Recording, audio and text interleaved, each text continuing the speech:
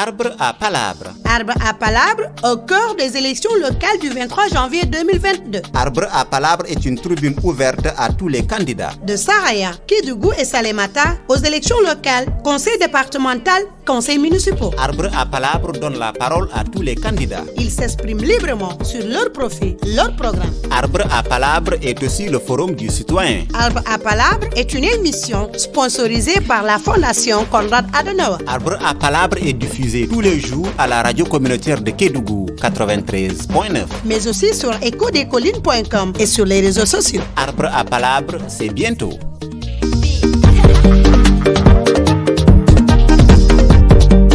Élection, c'est dans les urnes. La vérité, c'est dans les urnes. Et non pas dans la bouche. Arbre à palabre. Arbre à palabre au cœur des élections locales du 23 janvier 2022. Ousmane Sylla, c'est un fils de Kédougou, qui est né à Kédougou, qui a grandi à Kédougou. Je dirais même un fils de la région, parce que j'ai voyagé beaucoup dans la région, à Salémata, également à Bindefelo, mes parents viennent de là. Mais Ousmane Sylla, c'est quelqu'un qui a fait ses études, aussi bien l'élémentaire, secondaire, jusqu'au lycée, ici à Kédougou. On est la première génération du lycée technique.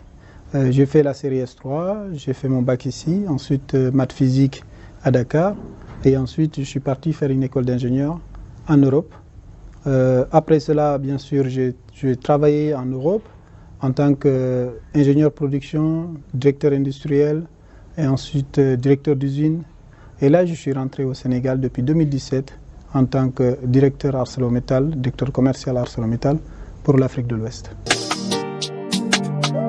Arbre à palabre. Arbre à palabre au cœur des élections locales du 23 janvier 2022. Je remercie la population. Je pense que ce qui motive Ousmane Sylla, c'est cet amour de Kédougou. Je pense que quand on regarde la situation de Kédougou comme elle est, tout fils de Kédougou, tout digne fils de Kédougou doit se lever pour essayer de faire quelque chose. Il y a beaucoup de choses qui ont été faites, mais à notre tour aussi, avec cet engagement, cet amour pour Kédougou, de revenir ici, parce que tout ce que j'ai eu, c'est Kédougou qui me l'a donné, et à venir avec la population, essayer de développer cette région. Et je suis persuadé, c'est l'ambition de tout un chacun, ça devrait être, et moi en tout cas, j'essaie de le réaliser concrètement. C'est pour cela que je suis devant la population aujourd'hui, pour dire que j'ai ma candidature et je souhaite avoir la mairie, travailler avec la population de Kédougou pour développer la région, développer la commune de Kédougou. Arbre à palabre. Arbre à palabre au cœur des élections locales du 23 janvier 2022. Kédougou, vous savez, une mairie, c'est quelqu'un qui représente quand même, qui donne une vision d'impulsion de la population. Je pense que Kédougou souffre de manque d'unité, d'avoir vraiment cette vision-là. En tant que maire, c'est quelque chose qu'on doit inculquer, donner cette ambition à la population, faire en sorte que la population s'entende, pas diviser la population. Mais les mots de Kédougou sont aussi bien dans le cadre de vie. Quand vous regardez Kédougou aujourd'hui, que ce soit la propreté, les infrastructures, l'eau, l'électricité, c'est quelque chose qui manque totalement dans cette région. Malheureusement, ces points-là doivent être traités, bien sûr au niveau de la commune. Avec l'acte 3 de la décentralisation, ça prouve encore plus que le maire aujourd'hui doit être quelqu'un qui est capable de développer cette région-là. Ensuite, bien sûr, les mots de Kédougou, je pourrais dire, c'est un problème d'emploi. Quand on regarde au niveau de la formation professionnelle, au niveau de l'éducation, c'est des choses qui manquent à Kédougou. Les infrastructures ne sont pas là. J'ai visité quelques écoles et quand on voit des enfants assis à 5 voire 6 par table banc, mais écoutez, c'est quelque chose qui est inacceptable au XXIe siècle, étant à Kédougou, sachant qu'il y a 4 mines d'or à Kédougou et une des régions les plus riches du Sénégal, et malheureusement ces infrastructures de base ne sont pas là.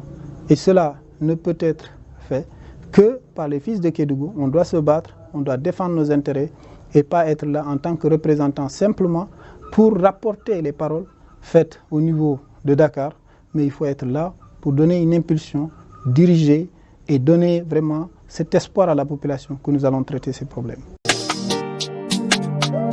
Arbre à palabre. Arbre à palabre au cœur des élections locales du 23 janvier 2022. Tout d'abord, je suis le président du mouvement FCP et candidat à la mairie de Kédougou. Le FCP, Force citoyenne pour le progrès, notre vision elle est simple. C'est-à-dire que tous les fils de Kédougou et les amoureux de Kédougou sont appelés à s'unir, indépendamment de la notion de parti, pour vraiment établir des projets structurants pour le développement de cette région et de cette commune. Donc nous, FCP, nous avons un programme qui est très défini, qui est basé sur 5 axes, et ces 5 axes qui sont très déterminants, que ce soit le cadre de vie, l'employabilité des jeunes, que ce soit le tourisme, que ce soit vraiment dans une démarche globale de l'agriculture, de l'élevage, ce sont des actions que nous voulons mener. Notre projet, il est inclusif, c'est-à-dire que comment nous allons faire pour que la population s'y retrouve dans ces projets. Nous allons aller chercher les moyens nécessaires, mais avant de les chercher, il faut qu'on soit sûr que chaque projet que nous mettrons en place, ce sera un projet pour la population et non un projet pour une personne. Et aussi, quand on regarde les infrastructures qui sont aujourd'hui au niveau de Kédougou, nous avons besoin de déployer cela. Nous devons tout faire pour que l'État nous aide et que nous ayons des partenaires qui sont capables de venir en aide aux différents groupements de femmes, aux jeunes en termes d'emploi et également au niveau de l'éducation. Vous savez, ce que les gens pensent, quand on parle de compétences, ils considèrent que quand on a fait des compétences transférées, les autres compétences, ce n'est pas de leur responsabilité.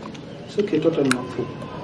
Parce que quand vous êtes dans une famille, même si vous ne donnez pas la dépense, ce n'est pas pour ça que vous n'avez pas cette responsabilité totale en ce qui concerne la sécurité de tout le monde. Et moi, je vais me battre. Les compétences transférées, cela, nous allons avoir une stratégie claire de financement qui permettra d'avoir des gens, des partenaires qui permettent de financer ces projets et d'avoir des projets structurants qui permettent également un développement concret de la population. En ce qui concerne les autres compétences qui ne sont pas transférées, nous allons nous battre parce que c'est notre responsabilité d'exiger cela. Nous ne pouvons pas considérer que ce soit l'eau ou l'électricité, nous ne pouvons pas faire quelque chose. Que ce soit les routes, nous ne pouvons pas faire quelque chose. Ce n'est pas normal. Nous avons d'autres options. Nous pouvons ne pas faire exactement la totalité, mais chaque année, nous devons avoir un vrai projet qui permet, en quelque sorte, de faire quelque chose dans la commune. Quand je vois les routes dans les quartiers, ce n'est pas fait depuis des années, cela, ce n'est pas une raison, ce n'est pas une excuse valable. Donc, notre vision, elle est claire.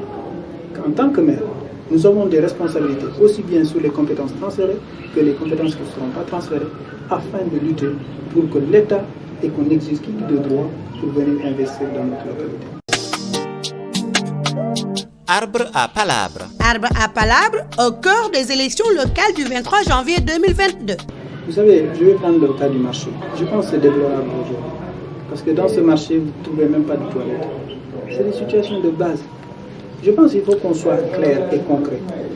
Quand on a des ressources qui viennent d'une activité, il faut réinvestir ces ressources-là, en quelque sorte, dans ce milieu. Et d'autre part, nous devons avoir un plan à long terme. Aujourd'hui, ce marché, nous avons la possibilité aussi de trouver des financements qui permettent de faire un marché qui est vraiment un marché digne de son nom. Et que ce remboursement puisse se faire sur 10 ans, sur 15 ans. Et ça, c'est quelque chose qui est possible que nous devons faire. Nous ne devons plus compter uniquement sur les petites rentes qui rentrent tous les jours. Nous devons avoir une certaine innovation dans cette recherche, en quelque sorte, de financement. Il y a des gens aujourd'hui qui sont là, prêts à nous financer, à nous aider. Le problème, c'est le problème de confiance. Quand vous n'êtes pas capable, à travers votre budget, de montrer exactement où sont les fonds, comment ils se sont été utilisés, mais il n'y a qu'un bailleur qui va vous faire confiance. Quand il fait un audit, on sent tout de suite les choses, même si on n'a pas d'anomalie, même si on... Mais il y a une notion de confiance qui est derrière chaque audit de budget aussi. Donc, pour moi, aujourd'hui, nous allons instaurer cette confiance, déjà, avec ces bailleurs de fonds. Nous allons faire en sorte d'avoir des projets, je pourrais dire, sur 3 ans, auxquels nous allons mettre en place des plans d'action. Mais tout cela ne se fera qu'avec la population. On ne peut pas le faire tout seul dans son bureau. Nous allons discuter avec les commerçants. Nous allons voir exactement ce qui est possible. Nous allons le réaliser. Moi, je pense que c'est possible. Je dirais que les solutions sont là. Et ces solutions-là sont avec la population. Il faut les écouter en tant que leader. Il faut les écouter en tant que maire. Et mettre en place un système qui permet de collecter ces informations-là et de traduire cela en action concrète pour la population. Arbre à palabre. Arbre à palabre au cœur des élections locales du 23 janvier 2022. Vous savez, c'est vraiment triste à Kédougou. Quand je regarde les nouvelles maisons qui ont été faites, la taille de ces maisons, sachant qu'on est à Kédougou, on n'est pas à Dakar, on n'est pas encerclé par ça. Et quand on regarde comment c'est étudié, les enfants n'ont plus la possibilité de jouer dans leur maison. Ils n'ont même pas un petit terrain pour jouer. Pour moi, ce n'est pas juste. Il faut qu'on revoie différemment les choses. Je pense qu'il faut avoir le bon sens. Ce que je dis toujours, le bon sens paysan. C'est vrai, il y aura des difficultés, il y a des délimitations qui sont faites avec les différentes communes. Je pourrais même dire le ban de on pourrait y compter. Mais c'est des discussions, c'est des échanges. Bien sûr, il y a une loi qui est là, il y a les réglementations qui est là, mais il y a des ententes qui doivent être faites. Mais quand vous avez des personnes de la même région qui n'arrivent pas à s'entendre pour leur ego, mais on n'arrivera pas à avancer. Et moi, je crois que c'est quelque chose qu'on doit développer. Et moi, je suis sûr et certain que nous avons cette possibilité parce que j'entretiendrai de très bonnes relations avec tous les fils de Kédougou qui veulent le développement. Et si ce n'est pas le cas, nous allons nous battre pour mettre en place. Donc, pour revenir à votre question, nous avons un vrai plan de développement. Pour moi, aujourd'hui, le centre de gravité de Kédougou doit évoluer. Évoluer comment? Évoluer vers des endroits où on a la capacité, la possibilité d'avoir de la végétation. On ne peut plus continuer à aménager des endroits qui, on ne peut même pas avoir un arbre. Ce sera catastrophique, ce sera la chaleur, c'est impossible à vivre. Donc il faut changer le centre de gravité, avoir des aménagements. Et il y a plein d'endroits aujourd'hui qui sont là, dont on est capable d'aménager et avoir cette verdure. Et il faut avoir, moi, cette notion Kédougou, une ville verte, c'est quelque chose que j'y crois, parce que c'est une zone pluviométrique excellente. Et en plus de ça, on est près du parc du Kotoba. Donc pour moi, c'est des choses que nous avons développées. Nous avons un vrai projet par rapport à ça, de développement par rapport à ça.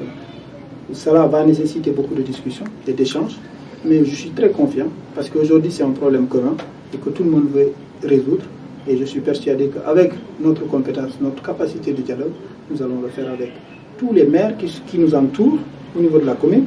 Et si ce n'est pas le cas, je peux dire que je ne pourrais pas m'avancer par rapport à pour revoir en quelque sorte déjà ces délimitations qui ne sont pas tout à fait correctes, on peut le constater. Sans cela, nous allons trouver des solutions avec les maires pour étendre la ville de Kédougou, étendre la commune de Kédougou, pour que les gens aient de l'espace. C'est surtout ça la problématique, qui est le bien-être de la population. C'est surtout ça que nous allons combattre et aménager le cadre de vie correct pour Kédougou. Arbre à palabre. Arbre à palabre au cœur des élections locales du 23 janvier 2022. Vous savez, je pense qu'il y a deux événements qui nous font très mal.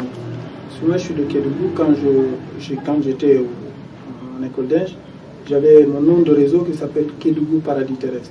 Et j'ai toujours imaginé Kédougou comme un paradis terrestre parce que pour moi, c'est un paradis terrestre. Mais malheureusement, les aménagements ne sont pas faits. Et aussi, le cadre de vie n'est pas adéquat. Et ça, c'est dû au fait qu'il n'y a pas d'investissement réel. Et pourtant, ce n'est pas énorme, ce n'est pas cher. On est là, il y a combien de jeunes qui sont sans emploi? Il y a combien de femmes qui sont sans emploi? Mais c'est des gens qui ne cherchent pas un gros salaire. Pourquoi on ne devrait pas faire ça? Au lieu d'avoir des gens qui, je pourrais dire, qui n'ont pas de valeur ajoutée et qui sont payés. Il y a beaucoup de gens qui sont payés à la mairie, mais qui n'ont pas une valeur ajoutée pour la ville. C'est ça qu'il faut déjà corriger. Et je pense que si on corrige ça, on aura. Et le deuxième point, aujourd'hui, on est à l'ère du numérique.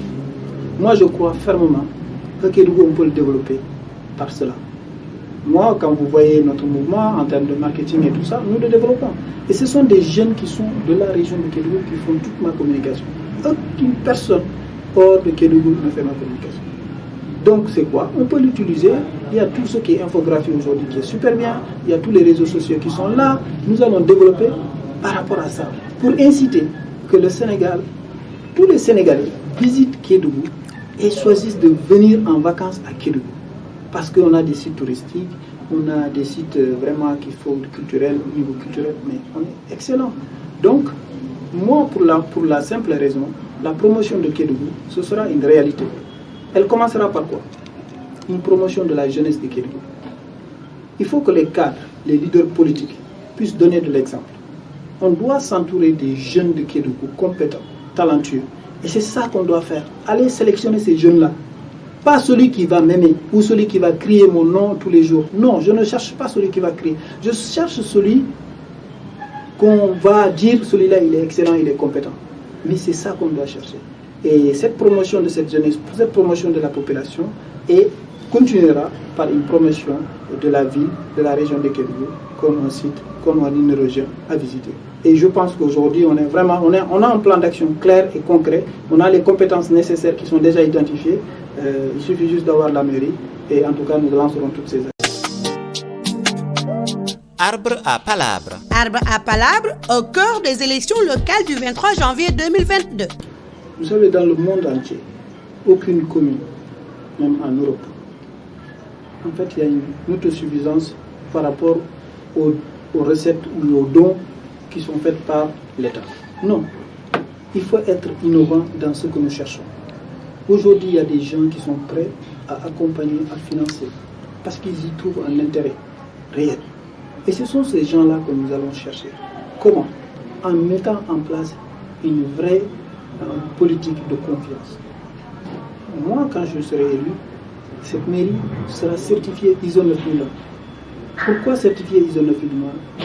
Toute la traçabilité, la gestion sera claire. Les gens doivent rendre des comptes.